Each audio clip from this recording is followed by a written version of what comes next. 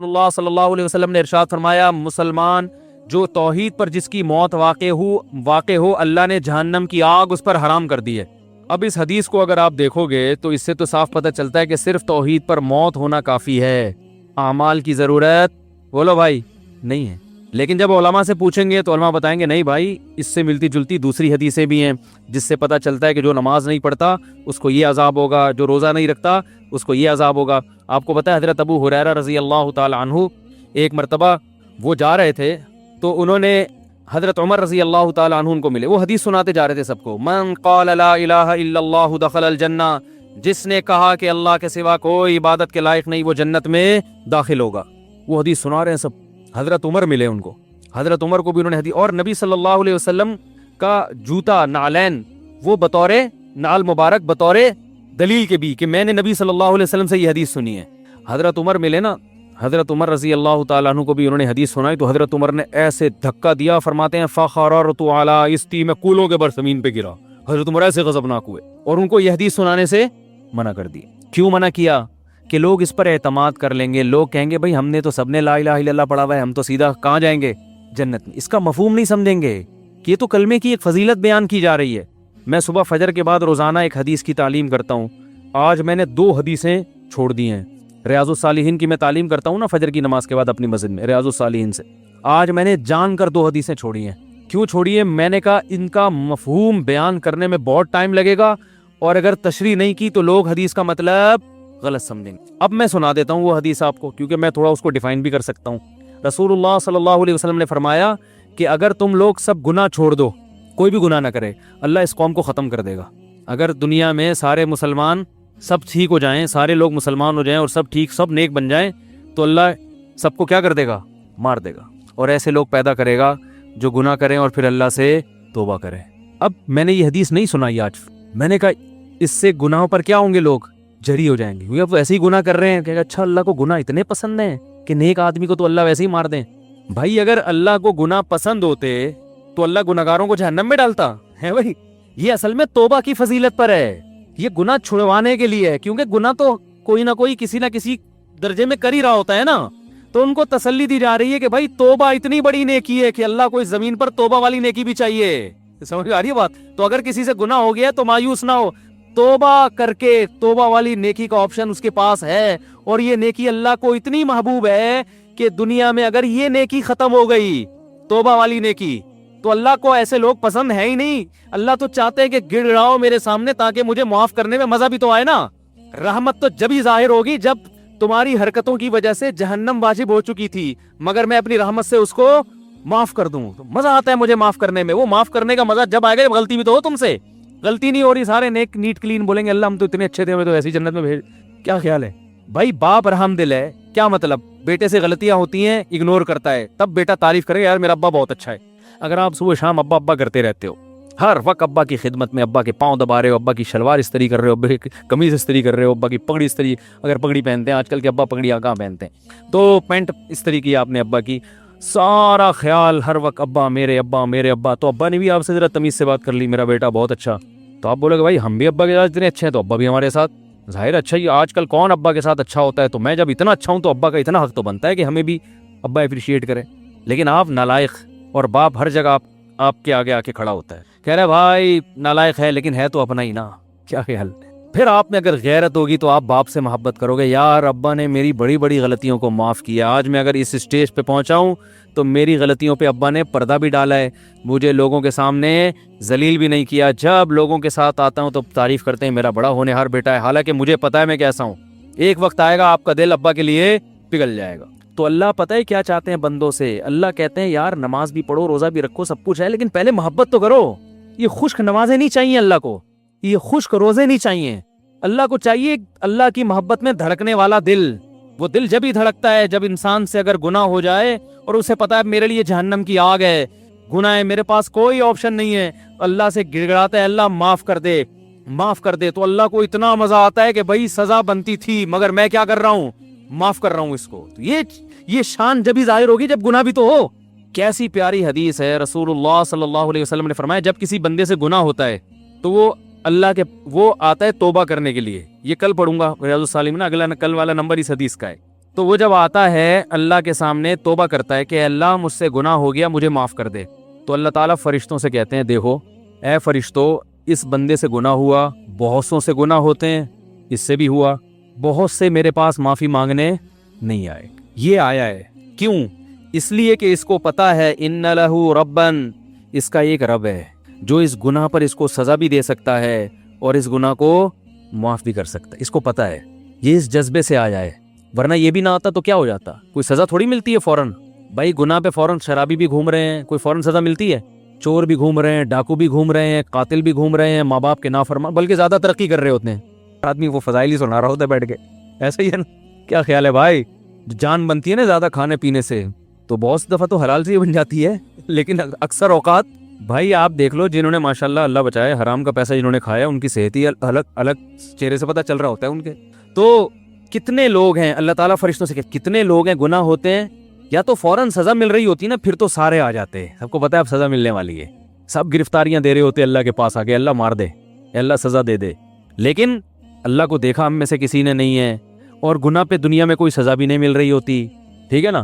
تو اللہ فرماتے ہیں اس کو پتا ہے کہ سزا میرا رب مجھے دے گا، وہ قدرت رکھتا ہے، اور اس سے بڑی بات یہ کہ معاف بھی وہی کر سکتا ہے، جرم اس کا کیا تو معافی بھی کس کے ہاتھ میں ہے؟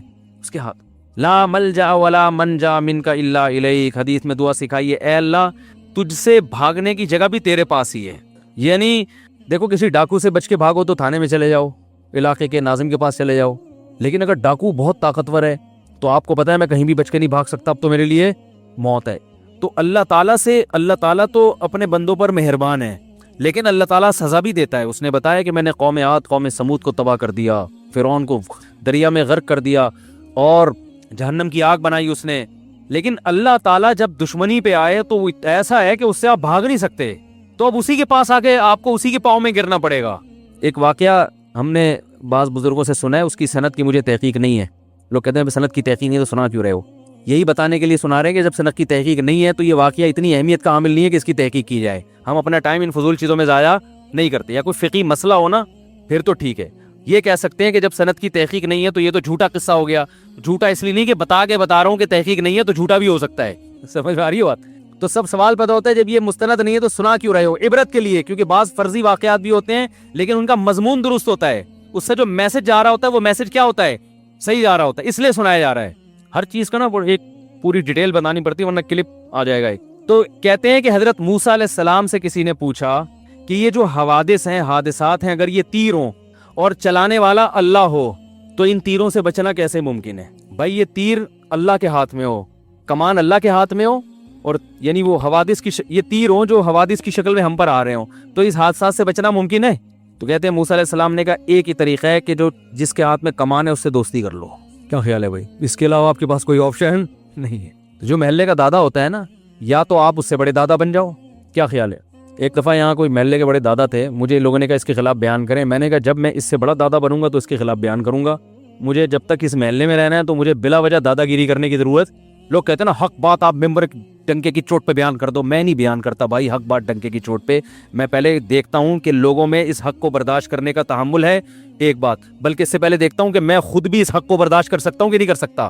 یہ جو ڈنکے کی چوٹ پہ اکثر حق بیان کر رہے ہوتے ہیں نا، تو یہ اکثر لوگ یہ اس قسم کا حق بیان کر رہے ہوتے ہیں کہ ان کے پہلے سے کسی محلے کے دادا سے بڑے تعلقات ہوتے ہیں، جن کو انہوں نے بیان بتایا ہوتا ہے میں یہ بولنے والا ہوں، بچا لو گے؟ وہ کہ ہاں بچا لیں گے، تو بول دے، ہمیں تو کوئی ہے ہی نہیں اس طرح کا، ہم تو کسی سے تعلق رکھتے ہی نہیں ہیں۔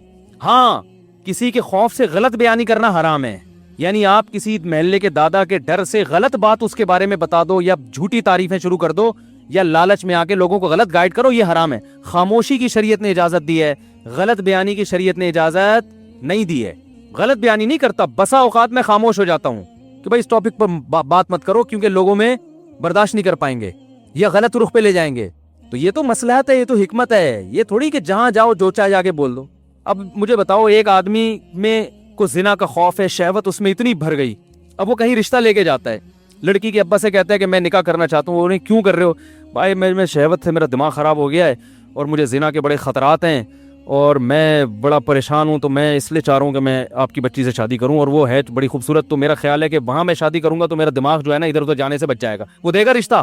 ارے دفعہ یہاں سے، بات تو حق ہے اور شریعت میں جائز بھی ہے, لیکن یہ حق بیانی ہے آپ بھی نہیں افورڈ کر سکتے, کوئی بھی نہیں افورڈ کر سکتا. بھائی یہ بات آپ کے دل میں ہے, اس کو رکھو, کچھ اور بات کرو اس کے سامنے.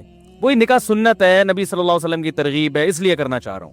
اس طرح کی باتیں آپ کرو گے تو یہ منافقت نہیں کہلائے گی, یہ مسلط کہلائے گی. ہر بات ہر جگہ کہنے کی نہیں ہوتی. ایک صاحب نے ایک شادی کی تو مجھے بتایا کہ میں نے نکاح کا پیغام بھیجا اور ان کو میں نے پہلے بتا دیا کہ میں 4 کروں گا. تو میں نے کہا واقعی آپ کریں گے؟ کہہ رہے میرا ارادہ تو نہیں ہے, لیکن میں نے احتیاطاً بتا دیا. نہیں 4 نہیں, سوری 2 کروں گا. میں تو 4 کی ایک دم دماغ ادھر چلا جاتا ہے ہمارا. اس نے کہا کہ میں نے ان کو پہلے بتا دیا, میں ہو سکتا ہے دوسری بھی کروں. تو میں نے کہا آپ نے ان کو, آپ کا واقعی ارادہ ہے؟ اگر ارادہ ہو پھر تو چلو ٹھیک ہے. کہہ رہے نہیں میرا ارادہ تو نہیں ہے, لیکن میں نے احتیاطاً بتا دیا. میں نے کہا کیوں؟ کہہ رہے بھائی ہو سکتا ہے میری بیوی وہ جو ہے ایسی نکلے کہ بد اخلاق ہو اور مجھے ضرورت پڑ جائے دوسری شادی کی. بھائی عورتیں بد اخلاق بھی نکلتی ہیں, کچھ ایسی ہوتی ہیں جو بانج ہوتی ہیں, اولاد نہیں ہو سکتا ہے شادی کے بعد بانج ہے. میں نے کہا بہت اچھا کیا آپ نے, بڑی زبردست کلیریفیکیشن کر دیا آپ نے. میں نے کہا لڑکی کے ابا کو میں کہوں گا کہ آپ کو بھی بتا دیں کہ ہو سکتا ہے ہم آپ سے طلاق لے لیں. بھائی ہم شادی تو کر رہے ہیں, لیکن اس بات کا امکان ہے کہ ہم آپ سے طلاق لے کے اس کی کہیں اور شادی کر دیں. آپ پوچھو کیوں؟ بھائی ہو سکتا ہے آپ چرسی نکلو.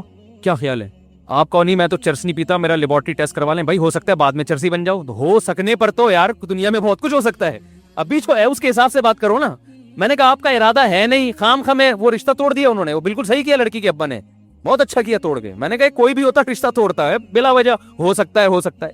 ایک صاحب تھے وہ پولیو کے خطروں کے بہت خلاف تھے, میرے دوست تھے کیا ہیں ابھی بھی. تو ان کا کہیں رشتہ, ان کو بیچاروں کو کہیں رشتہ نہیں مل رہا تھا, تو مجھے سفارشی بنا کے لے گئے.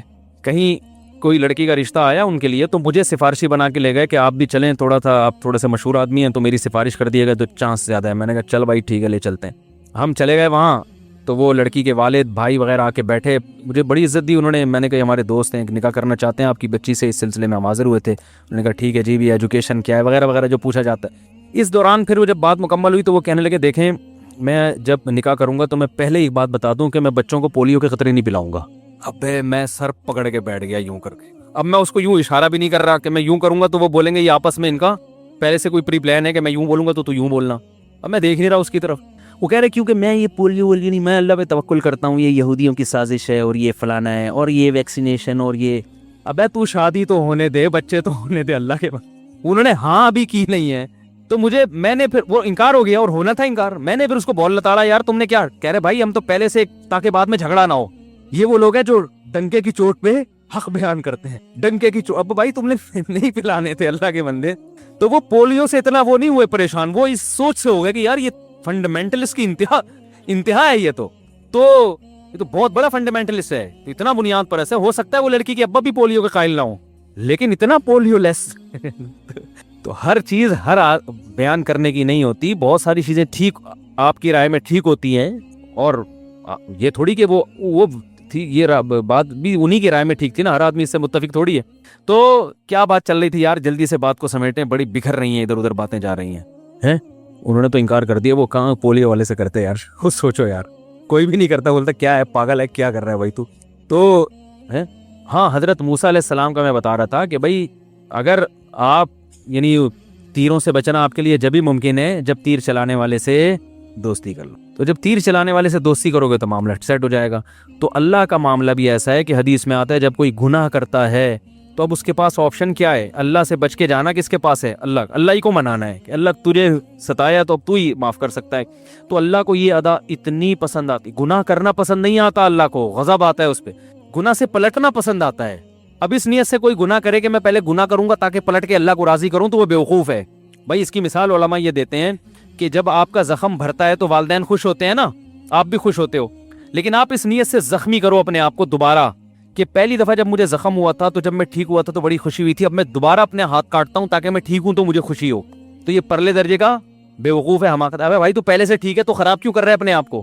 تو اسی طرح علماء کہتے ہیں گناہ ہو گیا تو توبہ کرو. توبہ کی نیت سے گناہ کرنا یہ پرلے درجے کی حماقت اور بیوقوفی. اس کے بہت نقصانات ہیں, وہ نقصانات کیا ہیں ایک الگ ٹاپک ہے. تو اللہ کو توبہ اتنی پسند, حدیث میں آتا ہے جب توبہ کرتے ہیں اللہ کہتے ہیں دیکھو اس کو پتہ ہے کہ میں ہوں معاف کرنے والا. تو اللہ کیا کرتے ہیں, معاف کرتے ہیں. فرشتوں سے کہتے ہیں گواہ رہو. نبی نے فرمایا پھر دوبارہ اس سے غلطی ہو جاتی ہے. اب یہ پھر پریشان ہوتا ہے, یار میں نے تو اللہ سے معاہدہ کیا تھا اب نہیں کروں گا, اب دوبارہ ہو گیا. تو یہ پھر اللہ کے پاس آتا ہے, اللہ معاف کر دے. تو اللہ کہتے ہیں دیکھو دوبارہ غلطی ہوئی ہے, اب یہ پہلے سے بھی بڑا جرم ہے, ایک تو گناہ, اوپر سے اللہ سے کیا ہوا ایگریمنٹ توڑا اس نے لیکن اس کو پتہ ہے اس گناہ پر بھی سزا دے گا کون؟ اللہ. اور معاف کون کر سکتا ہے؟ اللہ. تو اس جذبے سے دوبارہ معافی مانگ رہا ہے, بار بار آتا ہے, بار بار معافی مانگتا ہے. اللہ ہر دفعہ فرشتوں کو یہ کہہ کے معاف کرتے ہیں, اس نے نہ مجھے دیکھا نہ میرے عذاب کو دیکھا. اس گڑگڑانے کو اللہ پسند کرتے ہیں. تو اس لیے حدیث میں آتا ہے سارے اگر نیک پرہیزگار بن جائیں اللہ سب کو ختم کرے گا, ایسے لوگ پیدا کرے گا جو غلطی کریں اور پھر اللہ سے توبہ کریں. اس کا مطلب یہ نہیں ہے کہ اب آپ غلطیاں, کیونکہ ہم میں سے ہر شخص بہت سی غلطیاں کر چکا ہے, اب آپ کو نئی غلطی جو ہے نا معاشرے میں جو ہے وہ اس کا تعارف کروانے کی ضرورت نہیں ہے. تو توبہ کی ترغیب ہے, یہ غلطیاں کرنے کی ترغیب, اس کو نبی صلی اللہ علیہ وسلم نے اس انداز سے ڈیفائن کیا ہے, اس انداز سے سمجھایا ہے تاکہ توبہ کی, ورنہ ایسا ہوگا نہیں. تو یہ توبہ کی اتنی بڑی فضیلت ہے. اب اگر آپ ادھوری حدیث سنیں گے نا تو فوراً لوگوں کا ذہن کہاں جاتا ہے؟ گناہ کی طرف, کہ یار گناہ کوئی اتنی بڑی چیز نہیں ہے. بھائی گناہ بہت بری چیز ہے, قتل پر کتنی شدید وعیدیں ہیں, نماز قضا کرنے پر. زنا اللہ کو اگر پسند ہوتا تو اللہ یہ کہتے کہ زانی کو چوک میں کھڑا کر کے 100 کوڑے مارو. اللہ تو ستار ہے نا, گناہوں پہ پردہ ڈالنے والا. لیکن زانی کا جرم گواہوں سے ثابت ہو گیا, اللہ کہتے ہیں نا نا نا, چوک پہ لا کے اس کو 100 کوڑے مارو. شادی شدہ تو سنسار کر دو, پتھروں سے مار کے ہلاک کر دو. اس سے پتہ چلتا ہے اللہ کو گناہ پہ ذرا بھی خوشی نہیں ہوتی, گناہ سے توبہ پہ خوشی ہوتی ہے اللہ تعالیٰ کو. تو میں یہ عرض کر رہا تھا کہ چاہے حدیث ہو, چاہے میڈیکل سائنس کی کوئی خبر ہو, چاہے سیاست کی کوئی خبر ہو, یا ملک میں کوئی ایسی خبر ہو کہ یہ ہونے والا ہے, تو وہ خبر ہمیشہ متعلقہ امور کے جو ماہرین ہیں ان تک لوٹائی جائے گی, ان سے ریسرچ کی جائے گی. آپ بتائیں ڈاکٹر صاحب, یہ جو گردوں کے بارے میں خبر آئی ہے کہ انسان کے 3 گردے ہوتے ہیں اور واٹس ایپ پہ بڑی گھوم رہی ہے, آپ اس سے متفق ہیں یا نہیں ہیں؟ ٹھیک ہے نا, ٹھیک ہے. اور فلاں جو خبر آئی ہے کہ کوئی حکمت سے متعلق ہو تو کسی بڑے حکیم سے پوچھا جائے, یا سیاست سے متعلق ہو تو جو سیاسی امور کے ماہرین ہیں ان سے پوچھا جائے. تو جس کسی شخصیت سے متعلق خبر ہو تو اس شخصیت سے پوچھا جائے, اس شخص سے پوچھا جائے کہ آپ خود اس بارے میں کیا کہتے ہیں, آپ نے ایسا کہا ہے. کسی ادارے کا فتویٰ ہو تو اس ادارے سے پوچھا جائے کہ آپ نے واقعی ایسا فتویٰ دیا بھی ہے یا نہیں دیا. تو جب پتہ چلتا ہے, تو یہ بھی ایک ایسی چیز ہے, بات کو میں سمیٹ کے ختم کرتا ہوں بس, کہ بغیر تصدیق کے آگے خبریں پھیلانا یہ بھی ایک ایسی چیز ہے جس سے معاشرے میں محبت پھیلتی ہے نا, اس سے نفرت کی آگ لگتی ہے, ایک دوسرے کے خلاف بدگمانیاں, لڑائیاں, جھگڑے اور ایک طوفان بدتمیزی. یہ سب چیزیں اسلام نے کیا کی ہیں؟ حرام کی. اور پھر ایک آیت اور سورہ حجرات کی پڑھ دوں. اللہ نے فرمایا نا کہ بغیر, سورہ حجرات کا پہلا حکم کیا تھا؟ ادب احترام. دوسرا حکم کیا تھا؟ بغیر تصدیق کے خبریں نہ پھیلایا کرو. تیسرا حکم, مسلمانوں کی 2 جماعتیں آپس میں لڑ پڑیں تو تیسری بھی جماعت لڑے, سلو کراؤ. تو اگر یہ مسلمانوں کی 2 جماعتیں میدان جنگ میں لڑیں تو بھی سلو ہے, یوٹیوب پہ لڑ پڑیں تو بھی کیا ہے, فیس بک پہ لڑ پڑیں تو بھی بولو نا بھائی سلو کراؤ یار. بولو بھائی نہیں وہ ایسا نہیں تھا, وہ ان کا مطلب یہ نہیں تھا. ان کو بولو نہیں بھائی وہ ایسا نہیں تھا, ان کا مطلب. حدیث میں تو یہاں تک آتا ہے لیس الکذاب الذی یکذب لیصلح بین الناس, وہ جھوٹا نہیں ہے جو لوگوں میں سلو کرانے کے لیے جھوٹ بولے. اللہ کیا اس کو جھوٹا شمار, اور ہم سچ تو بول نہیں سکتے, توڑوانے کے لیے جھوٹ بولتے ہیں. تو لوگوں میں علماء بھی داخل ہیں, عوام بھی داخل ہیں, میاں بیوی بھی داخل ہیں, اولاد بھی داخل ہے, والدین کا اولاد سے رشتہ دار آپس میں بھی داخل ہیں. تو اس میں تو ہمیں جھوٹ, اگرچہ بہت سے علماء کی رائے سری جھوٹ مراد نہیں, اس سے گول مول کلام, وہ کچھ اور مطلب سمجھے, آپ کچھ اور. تو اس کی جب ہمیں اجازت کیا ترغیب دے دی گئی ہے, تو جھوٹ بول کے لڑوانے کی, بغیر تحقیق کی خبریں پھیلا کے لڑوانے کی کہاں سے ہمیں اجازت ہوگی؟ تو اس لیے اللہ نے فرمایا انما المؤمنون اخوۃ فاصلحوا بین اخویکم, مومنین آپس میں بھائی ہیں, ان کے درمیان آپس میں سلو کراؤ. اور آگے پھر اللہ نے بہت سارے احکام دیے, تجسس مت کرو, ٹوہ میں مت لگو کسی کی, کوئی نجی زندگی میں کیا کر رہا ہے اس میں مت گھسو. کہاں جاتا ہے وہ, آفس سے آنے کے بعد لیٹ گھر کیوں آتا ہے, کدھر جا رہا ہے, میں ذرا دیکھوں یہ بندہ جاتا کہاں ہے. وہ تمہیں کیا کرنا ہے یار, کہاں جاتا ہے بھائی. ایک آدمی نے کسی سے پوچھا تیری بیوی بدصورت ہے خوبصورت ہے, اس کو غصہ آیا کہ تو کیوں پوچھ رہا ہے, کہہ رہا جنرل نالج کے لیے. تو جنرل نالج کے لیے کہ عنوان سے گھروں میں گھس رہے ہیں لوگ, نجی زندگیوں میں. نبی صلی اللہ علیہ وسلم نے فرمایا اگر کوئی شخص تمہارے گھر میں جھانکے, ابھی گھسا نہیں ہے, جھانکے پرمیشن کے بغیر, فرمایا اس کی آنکھ پہ پتھر مارو, اس کی آنکھ پھوڑ دو. یعنی سوری, یہ نہیں فرمایا کہ آنکھ پھوڑ دو, فرمایا کسی نے پتھر اٹھا کے آنکھ پھوڑ دی تو زمان نہیں ہے, پھوڑنے کے لیے نہیں ہے, اس نے تو ویسے ہی پتھر اٹھا لیا کہ میرے گھر میں جھانک کیوں رہا ہے, ویسے ہی پتھر مارا اور اتفاق سے کیا ہو گیا, کوئی زمان نہیں ہے. یہ حدیث میں آتا ہے. کتنی شدید وعید ہے کہ ابھی گھسا نہیں ہے, صرف جھانک رہا ہے. وجہ کیا ہے کہ بھائی جب وہ اس کی پرائیویٹ زندگی, آپ کیوں اس پہ الجھ رہے ہو.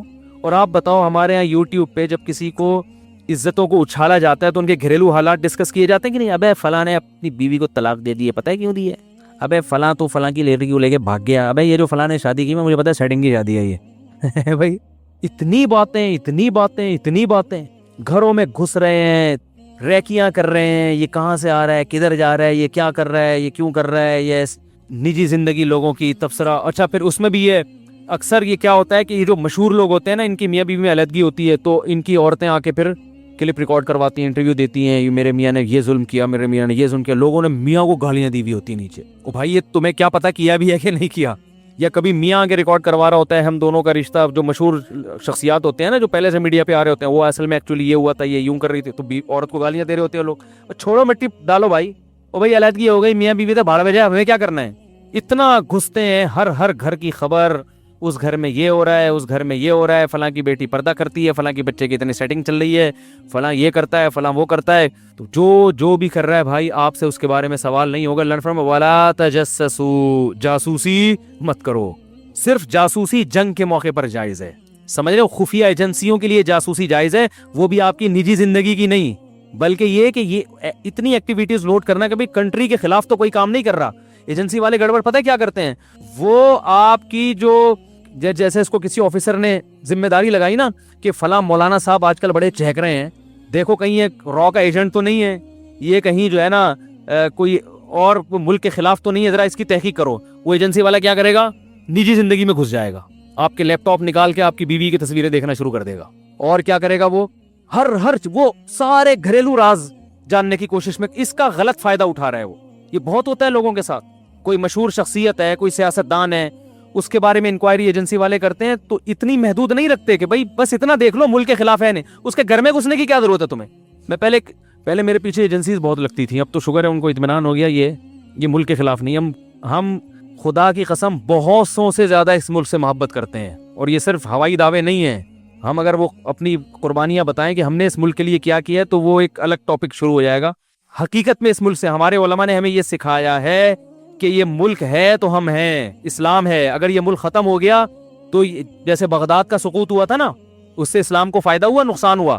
اس کے بعد خلافت عثمانیہ کا خاتمہ ہوا, اس کے بعد مغلیہ سلطنت کا خاتمہ ہوا, پھر خلافت عثمانیہ, پھر سب سے پہلے ہوئی خلافت بغداد ختم. بغداد کی خلافت کے بعد مسلمانوں پر دوسرا زوال آیا, اندلس کی خلافت ختم ہوئی ہے. اس کے بعد مسلمانوں پر زوال آیا بر صغیر پر, مغلیہ سلطنت کی واٹ لگ گئی, ختم ہو گئی. پھر زوال آیا, خلافت عثمانیہ ختم ہوئی. اب بڑے بڑے ماہر علماء سے میں نے سنا ہے کہ اب اگر اسلام ایک پاورفل حیثیت میں کہیں ہے تو وہ پاکستان میں ہے. یعنی جس کی ایک پاور ہے نا, ایک پاورفل آرمی ہے جس ملک کے پاس. سعودی عرب کے پاس آرمی نہیں ہے, ترکی کے پاس آرمی ہے, مگر وہاں اسلامی شعار اتنے زیادہ نہیں ہے. 50% طیب اردگان جب تک ہے تو ہے, اگر اللہ نہ کرے اس کو شکست ہوگی تو پھر لبرل حکومت آ جائے گی. بالکل ہی, یعنی ان کے آئین میں اسلام نہیں ہے. ہمارا تو آئین اسلامی ہے بھائی, ہم تو اس سے پیچھے نہیں ہٹ سکتے. ٹھیک ہے درجنوں خرابیاں ہیں, لیکن آئین میں یہ پہلی شق ہے کہ قرآن و سنت کے منافی کوئی قانون نہیں بنے گا. آگے جتنی قانون سازی ہوگی اس کے مطابق ہوگی, وہ اگرچہ نہیں ہو رہی, لیکن ریڑھ کی ہڈی میں اسلام شامل ہو گیا ہے. تو ہمارا یہ عقیدہ ہے کہ اب اگر اللہ نہ کرے پاکستان کو کچھ ہوا تو یہ ایسا سقوط ہوگا کہ اس کے بعد اٹھنے کے قابل نہیں رہیں گے. بہت سارے ملک مصیبتوں سے پاکستان کی وجہ سے بچے ہوئے ہیں. تو وہ کیا ہوتا تھا کہ میرے گھر آگے بیٹھتے تھے, اور کیا کر رہے ہیں, درازوں میں گھس رہے ہیں, الماریوں میں گھس رہے ہیں. او بھائی تم درازوں میں الماری میں کیوں گھس رہے ہو؟ تم بالفرض اگر ایجنسی کے آدمی ہو, تمہیں حکومت نے, یہ میرے 10-15 سال پرانی بات ہے جب دہشت گردی عروج پر تھی نا, تو وہ ان کی ذمہ داری بھی تھی, دیکھیں جو مشہور لوگ ہیں ذرا ان کو. تو بھائی ٹھیک ہے آپ گھسو, لیکن ڈراز میں کیوں گھس رہا ہے بھائی تو؟ یہاں کے بم رکھا ہوا ہوگا کہ یہاں پہ وہ کیا ہے اپنی ٹھڑک. ایجنسیوں نے ان کے ذمہ یہ ٹچے ہوتے ہیں, چھوٹے چھوٹے جو ہوتے ہیں نا, گھوم رہے ہوتے ہیں. ایجنسی میں جو آفیسر ہے اس نے ان کو یہاں تک جانے کی اجازت نہیں دی ہوتی, لیکن وہ اپنی ذاتی کے راز پہ مطلع ہو جاؤں کسی طرح, پھر میں ذاتی طور پہ بلیک میل کروں گا. سمجھ رہے ہیں نا, کمپیوٹر میں گھس رہا ہے, کبھی کیا کر رہا ہے, کیا میں اندازہ ہو جاتا ہے بندہ ٹھیک نہیں ہے. یہ بھی ممکن ہے ایجنسی کا نہ ہو, ویسے ہی کوئی بندہ آ گیا ہو, آپ کسی کو مہمان کے طور پہ کمرے میں بٹھا کے جائیں اور وہ آپ کی ڈرازیں کھول کے چیک کرنا شروع کر دے. آپ چائے بنانے کے لیے گئے اور وہ, تو یہ گھٹیا اور نیچ حرکت ہے یا نہیں ہے بھائی؟ تمہیں یہاں بٹھا گئے ہیں, تمیز سے بیٹھو یار. ڈراز کھول کے دیکھ رہا ہے اور جو ہے وہ کمپیوٹر کھول کے دیکھ رہا ہے. آپ کسی کو موبائل پکڑا دو, فوراً ان باکس میں جا کے میسج پڑھنا شروع کر دے گا وہ. تو یہ ہے لا تجسسوا. اللہ فرماتے ہیں جاسوسی صرف اس کی ہوگی جس کے بارے میں آپ کو خطرہ ہے کہ ملک کے خلاف تو نہیں جا رہی ہے, تو اس کی بھی جاسوسی اتنی ہوگی جتنی ملک کے دفاع کے لیے ضروری ہے. اس کی ختنے چیک کرنا شروع کر دیں آپ بیٹھ کے باقاعدہ. چلو ختنے اس نیت سے کہ کہیں ایسا نہ ہو کہ وہاں کا ایجنٹ ہو, وہ بھی چلتا ہے. تو یہ کر رہے ہیں لوگ یہ کام. تو یہ ہے تجسس. یہ اسلام میں کیا ہے, حرام ہے. ایک دفعہ کیا ہوا, ہمارے پڑوس میں نا کھڑکی کھلتی ہے, یعنی ہمارے مین گیٹ سے دوسری طرف, وہ ہماری کھڑکی نہیں, ان کی کھڑکی ہماری طرف کھلتی ہے, ہمارے گھر کی طرف نہیں, دروازے کی طرف. تو ادھر ٹی وی چل رہا تھا. اب ایک خاتون آئی, ان کی نظر کھڑکی پڑی, فلم چل رہی ہے یا ٹی وی چل رہا ہے یا کیا, واللہ عالم, اکثر فلمیں چل رہی ہوتی ہیں ٹی وی میں, ان کو اندازہ ہو گیا ٹی وی چل رہا ہے. اب وہ ہمارے گھر میں گھسی, ملنے کے لیے آئی تھی. اب وہ نا, اب ان کو یہ نہیں پتا کہ یہ ساتھ کمرہ ہمارا نہیں ہے, ہمارے پڑوسیوں کا ہے. اب ان کو یہ تجسس, مفتی صاحب کا گھر ہے اور کیا چل رہا ہے یہاں پہ, ٹی وی. اب میرے گھر والے مجھے بتا رہے ہیں کہ ٹک کے بیٹھی نہیں ہے وہ, ان کو یہی فکر کہ یار وہ والے کمرے میں جاؤں جہاں, کہہ رہے ان کی ایکٹیویٹیز سے مجھے اندازہ ہو, کبھی یوں جا رہی ہیں, کبھی یوں جھانک رہی ہیں, کبھی یوں جھانک رہی ہیں, کبھی ایسے کر کے دیکھ رہی ہیں. تو ہمارے گھر والے کہتے ہیں مجھے اندازہ ہو گیا جو پڑوسیوں کا ٹی وی ہے نا, اس سے ان کو غلط فہمی ہو رہی ہے, اور یہ بھی کمرے ساتھ ملے ہوئے ہیں, تو یہ سمجھ رہی ہیں کہ مفتی صاحب کے گھر میں ادھر ممبر پہ بیٹھ کے ٹی وی کے خلاف تقریریں کرتے ہیں, اور گھر میں کیا چل رہا ہے, ٹی وی چل رہا ہے. تو گھر والوں نے کو بتا دیا کہ یہ جو آپ یوں کر رہی ہیں نا, یہ ان کا ٹی وی, ہمارا نہیں ہے, دوبارہ جا کے اچھی طرح سے دیکھ لیں, ایسا نہ وہاں جا کے خبریں پھیلانا. تو بھائی اگر آپ کو گھر میں بلایا چائے کے لیے, چائے پیو, پتلی گلی سے نکلو, آپ جھانک جھانک کے یوں کرنا یوں کرنا یوں کرنا, کتنی گھٹیا حرکت ہے. یہ چل رہا ہے مارکیٹ میں, اور یہ اگر صفائی نہ ہوتی تو ان کو تو یہ ہو جانا تھا. تو ہمیں تو شریعت نے سکھایا ہے اچھا گمان. بس یہ ایک واقعہ سنا کے بیان ختم کرتا ہوں. میں بچپن میں تبلیغ والوں کے ساتھ کہیں گشت کر رہا تھا, ہم نے ایک صاحب کو آتے ہوئے دیکھا, گھر میں داخل ہوئے ہمارے سامنے, ہم ان کے پیچھے پہنچ گئے, امیر صاحب نے دروازہ بجایا, ایک بچہ آیا, جی کون, انہوں نے کہا بھائی فلاں صاحب ہیں جو بھی ہمارے سامنے گھسے تھے, وہ اس بچے کے ابو تھے. بچے نے کہا بھی بتاتا ہوں, پوچھتا ہوں میں. وہ گیا اندر, آ کے کہہ رہا ہے وہ گھر پہ نہیں ہے, ہمارے سامنے گھسے ہیں وہ. تو امیر صاحب, دیکھو یہ ہوتا ہے تبلیغی جماعت کی جو کامیابی کی وجہ ہے نا, یہ بیسک اصول ہیں, یہ بنیادی اصول ہیں جس کی وجہ سے وہ پوری دنیا میں پھیل گئے. صرف زبان سے کہتے نہیں ہیں, جو کہہ رہے ہیں اس پر عمل بھی ہے. تو امیر صاحب نے کہا, امیر صاحب کو اندازہ ہو گیا کہ بھئی یہ بدگمانی ہو رہی ہے ان سب کو. تو انہوں نے کہا دیکھو مسلمان, ہم تبلیغ کرنے نکلے ہیں نا, تو پہلے خود تو عمل کریں. خود عمل میں کیا ہے کہ کسی کے خلاف بدگمانی, قرآن میں اللہ فرماتے ہیں مت کرو, اچھا محمل تلاش کرو. تو انہوں نے کہا وہ یہاں سے آئے ہیں, پیچھے بھی دروازہ ہے, جو میں اکثر بیان میں کہتا ہوں نا پتلی گلی, تو بھائی چوڑی گلی کے ساتھ پتلی گلی بھی تو ہوتی ہے نا. بھائی وہ آئے ہوں, پانی پیاؤ اور اس دروازے سے نکل کے باہر چلے گئے ہوں, تو بچے نے آ کے کہا ہو کہ بھائی نہیں ہے گھر پہ, تو عین ممکن ہے, اور واقعی ایسا ہوتا بھی ہے. بعض دفعہ انسان بھاگا بھاگا ایک دروازے سے آتا ہے, گھر میں پانی پیا یا واش روم گیا, اور دوسرے دروازے سے فوراً نکل گیا.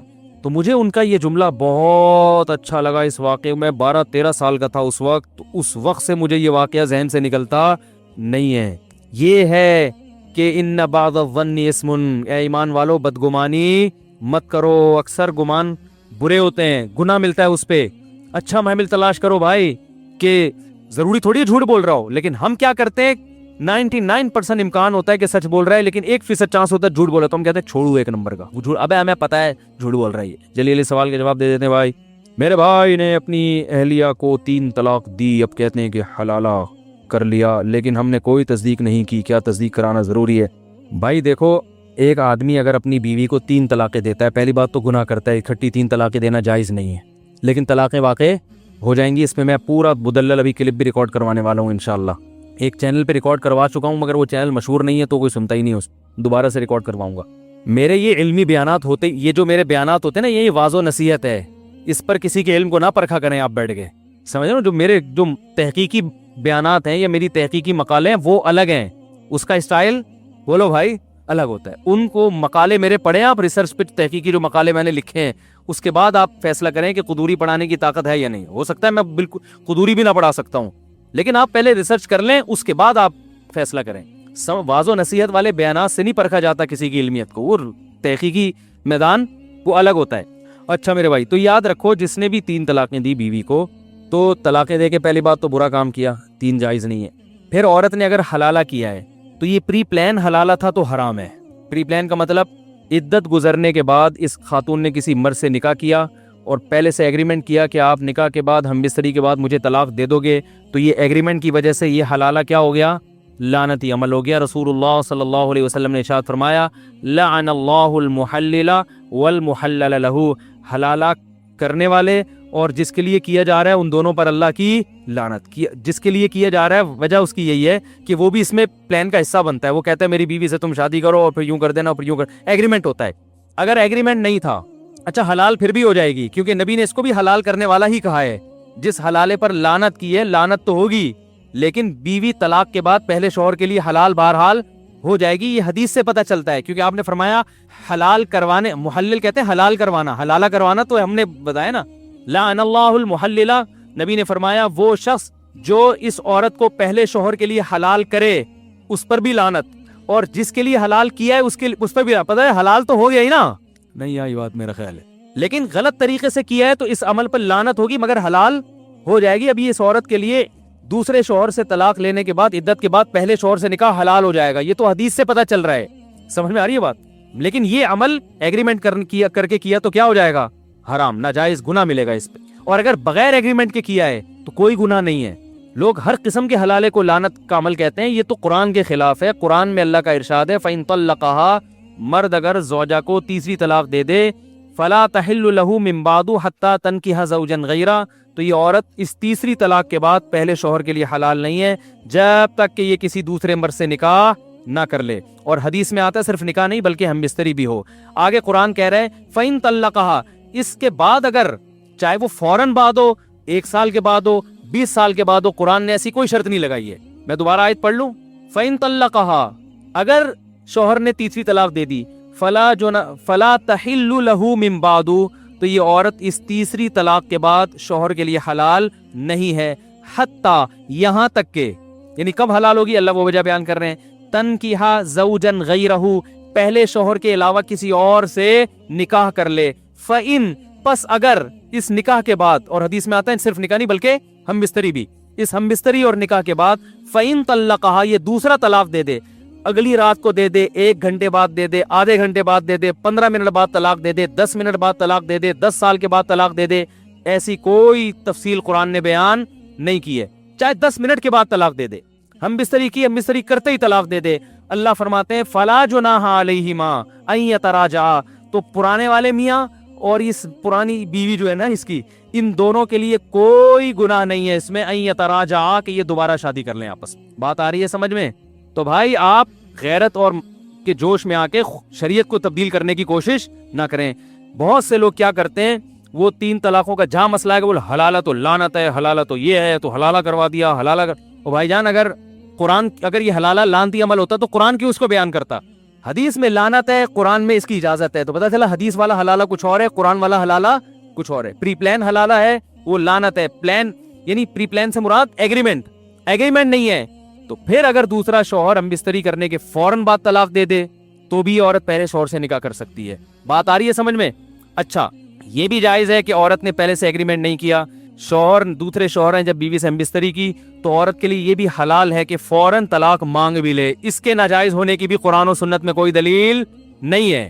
طلاق عورت اگر بغیر کسی ریزن کے مانگے نا اپنے شوہر سے تو گناہ ہے. ایسی عورتوں کو منافقات میں شامل کیا گیا ہے جو جنت کی خوشبو بھی نہیں پائیں گی. لیکن اگر کسی ریزن کی وجہ سے مانگ رہی ہے تو اسلام میں یہ غلط, بولو نا بھائی, نہیں ہے. تو یہ بھی ایک ریزن ہے کہ میں اپنے پہلے شوہر کے پاس جانا چاہتی ہوں کیونکہ میرے اس سے بچے ہیں, تو یہ ریزن ہے ایک. بھائی میری یادیں اسی سے وابستہ ہیں. سوال پیدا ہو جب اس سے تھی تو مجھے نکاح کیوں کیا؟ بھائی اس لیے کیا کہ اس سے اجازت نہیں ہے نکاح کرنے کی, آپ سے اجازت تھی تو آپ سے کر لیا. بات آ رہی ہے سمجھ میں؟ اور یہ سوچا تھا کہ اچھے لگے تو رہوں گی, نہیں لگے تو نہیں, مجھے نہیں اچھے لگ رہے, مجھے آپ کے منہ سے گٹکے کی بدبو آ رہی ہے, کوئی بھی وجہ ہو سکتی ہے. اب اگر آپ یہاں تجاوز کرتے ہیں نا کہ نہیں یہ طلاق لے کے شادی نہیں کر سکتی, یہ اب قرآن پر کیا ہے, آپ اپنی عقل لڑا کے قرآن کے حکام کو کیا کر رہے ہو, چینج کر رہے ہو. بات آ رہی ہے سمجھ میں؟ تو اسی وقت طلاق لے کے, ہاں دوسرے پر جبر نہیں ہے, وہ کہیں میں نہیں چھوڑوں گا. آپ نے طلاق مانگی, وہ کہیں میں نہیں طلاق دیتا, تو عورت کو زبردستی کرنا جائز نہیں ہے. ٹھیک ہے, جب نہیں دیتے تو آپ ہی میرے مقدر میں میاں ہیں, شادی تو ہم نے کوئی ایگریمنٹ تو کیا نہیں تھا, مجبوراً گزارا کریں گے, مننے کے ابا آپ ہی بنو گے تو گزارا کریں اس کے ساتھ. اور اگر وہ چھوڑ دیتا ہے اس پر بھی کوئی گناہ نہیں ہے. اس لیے گناہ نہیں ہے, وہ یہ کہتا ہے یار یہ اگرچہ میری بیوی ہے, میں نہ چھوڑوں تو, لیکن جب یہ نہیں رہنا چاہتی, اس کے دل میں میرے لیے وہ جذبات نہیں بن سکتے جو پہلے کے لیے ہیں, تو چھوڑ دینا بہتر ہے یا نہیں ہے؟ بھائی میں تو لوگوں کو ویسے ہی مشورہ دیتا ہوں جن کی بیویاں طلاق مانگ رہی ہیں, کوئی ریزن نہیں, میں کہتا ہوں یار طلاق اچھی چیز نہیں ہے, لیکن یہ بھی اچھی چیز نہیں ہے جو نہیں رہنا چاہتی زبردستی گھسیٹ کے رکھو اس کو اپنے پاس, یہ کوئی اچھا کام ہے؟ ابے کیا ہو گیا؟ او بھائی محبت کا رشتہ ہے, محبت سے رہو, ٹھیک ہے, نہیں رہ سکتے تمیز سے الگ ہو جاؤ نا. تو طلاق نہیں دینی چاہیے, لیکن اگر بیوی نہیں رہنا چاہتی, بیوی کے لیے تو غلط ہے بلا وجہ مانگے, لیکن آپ کے لیے بہتر یہی ہے کہ جب نہیں رہنا چاہ رہی تو یار ایسی عورت سے کرو شادی جو غیرت مند ہو, آپ سے ٹوٹ کے محبت کرے. نبی نے کیا فرمایا, تزوج الودود الولود, ایسی عورت سے نکاح کرو جو محبت کرتی ہو. تو یہ جب طلاق مانگ رہی ہے اس کا مطلب آپ سے یہ محبت نہیں کرتی. تو اگر آپ افورڈ کر سکتے ہو طلاق دینے کے بعد کہ بھائی مجھے دوسری مل جائے گی تو چھوڑ دو اس کو, اور اگر نہیں آپ کہو یار میں تو اس سے بھی جاؤں گا ٹھیک ہے نا, مجھے ویسے ہی کوئی لفٹ نہیں کرائے گا معاشرے میں, پھر بے شک نہ چھوڑو. آپ بولو بھائی ٹھیک ہے تمہیں میں سمجھ میں نہیں آ رہا لیکن مجھے تم ہی سمجھ میں آ رہی ہو, تمہارے علاوہ مجھے کوئی سمجھ میں. تو اختیار تو اللہ نے مرد کو دیا ہے نا, سمجھ رہے ہیں بھائی میں نہیں رہ سکتا, مجھے تم سے اتنی محبت ہے, تمہیں اگرچہ نہیں ہے لیکن اب تو تم نے اپنی مرضی سے قبول ہے نا ہمیں, تو اب ہم تو تمہیں پہلے سے بھی زیادہ محبت ہو گئی, ہم نہیں چھوڑیں گے جاؤ. تو بعض دفعہ مرد ایسا ہوتا ہے, ایک صحابی نبی کے پاس ہیں, انہوں نے اپنی زوجہ کے بارے میں بتایا کہ کچھ ایسی حرکتیں بتائیں ان کی جو نازیبہ ہوتی ہیں, تو آپ صلی اللہ علیہ وسلم فرمایا ان کو طلاق دے دو. تو آپ نے حدیث کا مفہوم بیان کر رہا ہوں, آپ ان صحابی نے عرض کیا یا رسول اللہ میں بہت زیادہ محبت کرتا ہوں. آپ نے فرمایا ٹھیک ہے پھر مت دو. مطلب یہ کہ وہ عورت ایسی ہے کہ وہ رکھنے کے قابل نہیں ہے, لیکن اب تمہیں عشق کی حد تک محبت ہو گئی ہے تو ایسا نہ ہو کہ برائی میں نہ پڑ جاؤ کسی نا.